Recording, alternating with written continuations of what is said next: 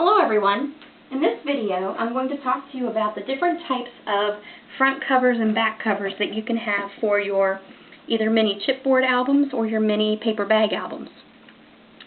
So basically you can buy chipboard in a variety of ways, but usually they come in packs like these, usually like a pack of 5 or 6 pieces of chipboard that are all cut the same shape and size.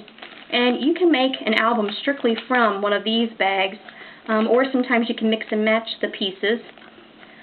For example, in this little mini dog album, I used just one of the dog pieces of chipboard, and then I incorporated little mini paper bags inside, but then I used this type of a shape of chipboard on the back.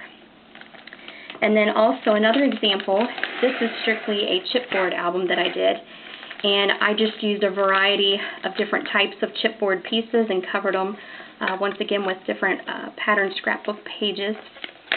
And actually I did put one little paper bag in here, but overall it is a chipboard album.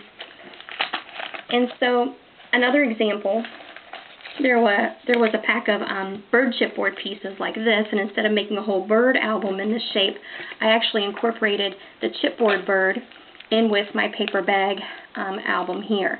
And I actually prefer to do a lot of my albums this way, where I combine the chipboard and the paper bag. I just think it really looks cute together. And if you really don't have access to chipboard pieces, or if you have trouble finding them, something else that I always do, and actually it's a little bit cheaper, is you can use a cereal box or another type of piece of cardboard and just cut it to size to make your front and your back cover. And then once again, just cover it with your coordinating scrapbook paper that you prefer. And this one, of course, inside as well, it is paper bags. So like I said, I really do like to incorporate the chipboard or the cardboard pieces with the paper bags.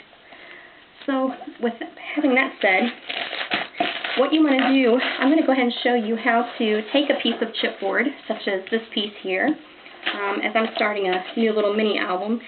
And, before you kind of, get started, you definitely want to choose what papers you're going to use for your front and back cover.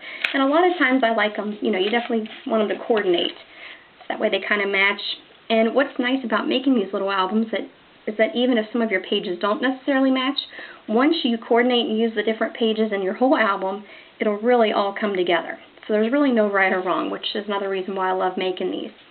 But basically, to cover the chipboard, I prefer to use Mod Podge. It just is a good adherent, and also I use some type of a sponge. You could also use a little paintbrush if you'd like. And I put Mod Podge over the whole, piece of chipboard. I cover the front and back, and then, like I said, choose the coordinating pages that you want. And so, like for this new album that I'm working on, this is going to be the front cover. So I've already put my paper on, and then I trimmed it to size. And then this will be on the back side of the front cover. And again, I trimmed it to size. So I wanted to show you a couple of other things that I do after I put the paper on the chipboard. And of course I use a bone folder to really press that paper down while the Mod Podge is, drying. And you definitely want to let it dry for a little while. Usually I'll do one side, let it dry, then come back and do the other side. But something else that I like to do is, a lot of times after you put the paper on, you'll definitely have some rough edges. So take a little sanding device like this guy and just kind of brush down the sides. And it really gets that excess paper off. You want to do it on the front and the back.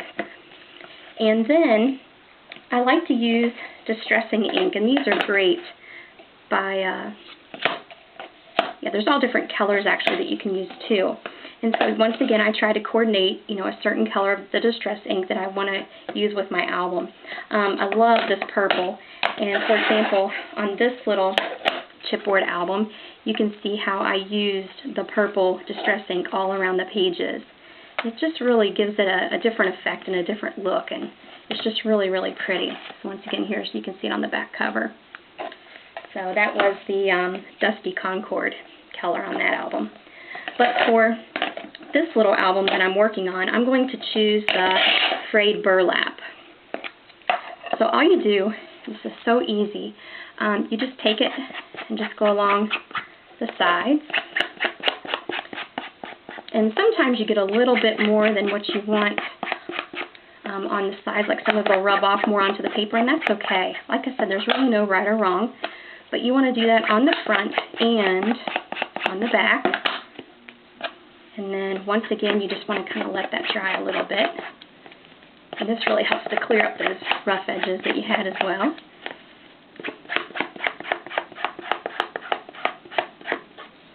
Alright, so once you do that with the distressed ink, just let that dry.